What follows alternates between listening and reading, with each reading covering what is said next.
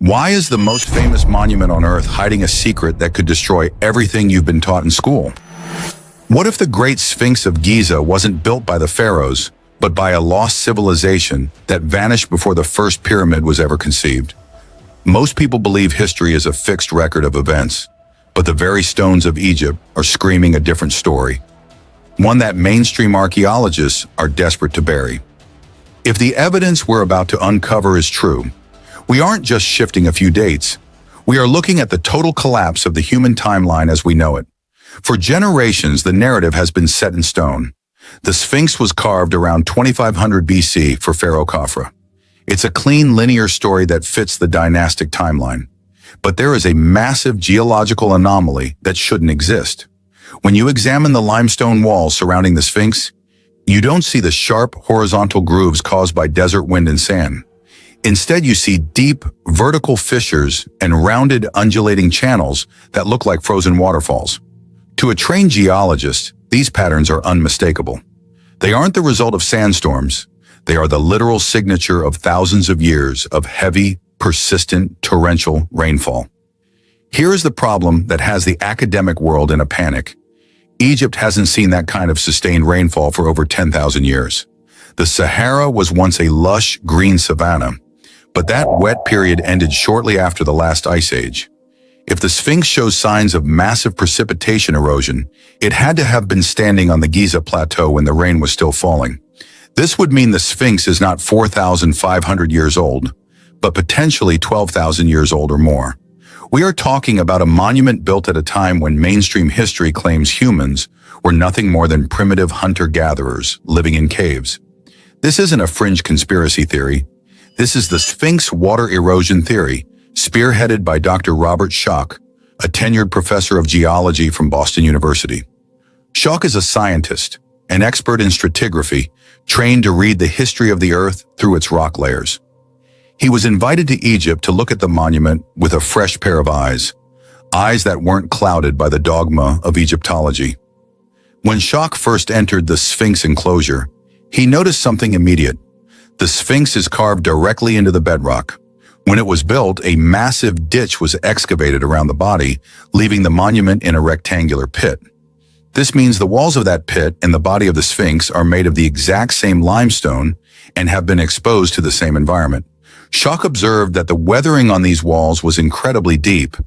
In geology, we distinguish between wind erosion, which creates sharp horizontal grooves, and water runoff, which creates vertical clefts that follow the natural joints in the limestone. The Sphinx enclosure features the classic rolling profile of water erosion, which requires centuries of heavy rain. Mainstream Egyptologists were furious. They argued the erosion was caused by rising groundwater or salt crystals. But Schoch countered with a simple observation. If the erosion was from groundwater or salt, we would see it on all the monuments at Giza. Yet the nearby pyramids in Old Kingdom tombs, built just a few hundred yards away, show almost exclusively wind erosion. They don't have the deep vertical channels. Why? Because the pyramids were built 4,500 years ago during a dry climate. The Sphinx, however, had to have been there much earlier to catch the last of the great rains. To verify this, Schoch used state-of-the-art seismic technology to look beneath the Sphinx. By measuring sound waves, he determined the density of the rock floor. He found that the limestone beneath the Sphinx was weathered to a depth of several feet. Based on the known rate at which this specific limestone weathers, Schoch calculated that the floor had been exposed for thousands of years longer than the official timeline allows. Specifically, the front and sides show deeper weathering than the back. This suggests the Sphinx was carved in stages. The head and front were likely carved first, and the back was excavated much later, possibly during the Old Kingdom. This explains why the head is so disproportionately small compared to the body.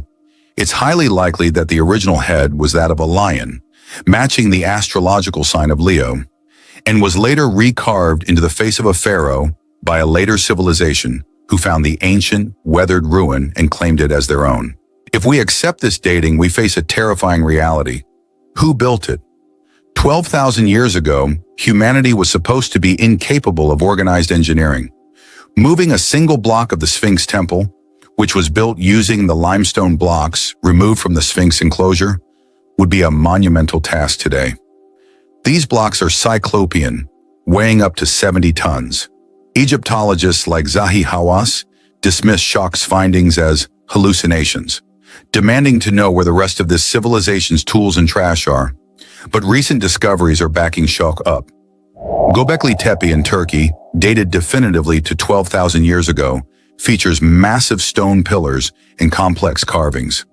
It proved that humans were capable of monumental architecture much earlier than imagined, effectively breaking the missing evidence argument used against the Sphinx theory. If humans in Turkey were building stone circles 12,000 years ago, why is it hard to believe a similar culture in Egypt carved the Sphinx? The Giza Plateau has been inhabited and recycled for millennia. Much of the evidence for a pre-dynastic civilization could be buried under miles of Nile silt or hidden beneath later constructions. Consider the lion theory. 12,000 years ago, during the age of Leo, the Sphinx would have pointed directly toward its own celestial counterpart on the horizon during the spring equinox. The ancient Egyptians spoke of Zep Tepi, the first time, a golden age when gods walked among men. They believed their civilization was an inheritance. Could the Sphinx be a physical remnant of that first time? Every scientific tool applied to the Sphinx deepens the mystery. The astronomical alignments, seismic data, and water erosion all point to a singular conclusion. The Sphinx is a prehistoric monument. It is a message in stone from a civilization nearly wiped out by the cataclysms at the end of the last ice age. Events like the Great Flood found in almost every global mythology. The resistance to this isn't just about science. It's about the control of history. If the Sphinx is 12,000 years old, the pharaohs weren't the creators of Egyptian greatness. They were the keepers of it. It means human history is not a straight line of progress, but a cycle of rise and fall. It suggests we have forgotten more than we remember. Dr. Shok has been ridiculed and denied access to the site, yet his geological evidence has never been debunked. Egyptologists point to a lack of pottery shards from 10,000 BC, while geologists look at the stone and say, the rain did this. Stone doesn't lie. Records can be burned and names erased, but the physical reaction between water and limestone is a universal law. Imagine the Sphinx standing there 10,000 years ago in a vibrant, green world. It stood through the drying of the Sahara and the rise of the Nile. By the time the pharaohs arrived, it was already a relic, buried in sand, waiting to be rediscovered. As we dig deeper, we find that the more we learn, the less we know. The academic battlefield over the Sphinx is a struggle to define human identity.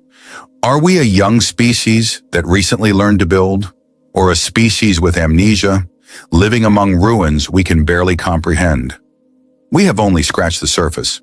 There are rumors of chambers beneath the paws and a hall of records containing lost knowledge. While speculative, the geological evidence is hard fact. It tells us the Sphinx is the greatest mystery on Earth. It's a story of survival, having weathered the Great Flood in the rise of empires. It stands as a silent sentinel, guarding secrets that could rewrite every textbook. The pharaohs were masters of propaganda, often chiseling the names of predecessors off monuments. But you cannot chisel away the signature of a 10,000-year-old rainstorm.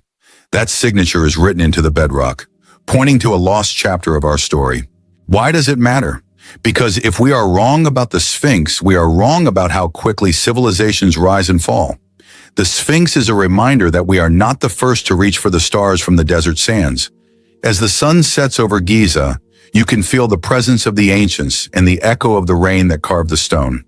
The Sphinx isn't just a statue, it's a bridge across time, waiting for us to cross. But the bridge is guarded by those who fear what's on the other side. Academic gatekeepers have spent lives defending a timeline at odds with physical evidence. We are entering a new era of discovery. Satellite imagery and ground-penetrating radar are pushing back the shadows. The truth is coming to light. The stone is speaking, telling us we are much older and more mysterious than we ever dreamed. This journey is only beginning. The impossible is becoming history. If the Sphinx is 12,000 years old, it changes how we view ruins in Peru, India, and Europe, suggesting a shared heritage in a great before lost to the waves. To find that world, we must look past modern myths and ask the questions no one wants to answer. The Sphinx is waiting, as it has for 12 millennia, for us to finally see it. What else lies buried beneath the sand? The story is far from over, and the most shocking revelations are yet to come.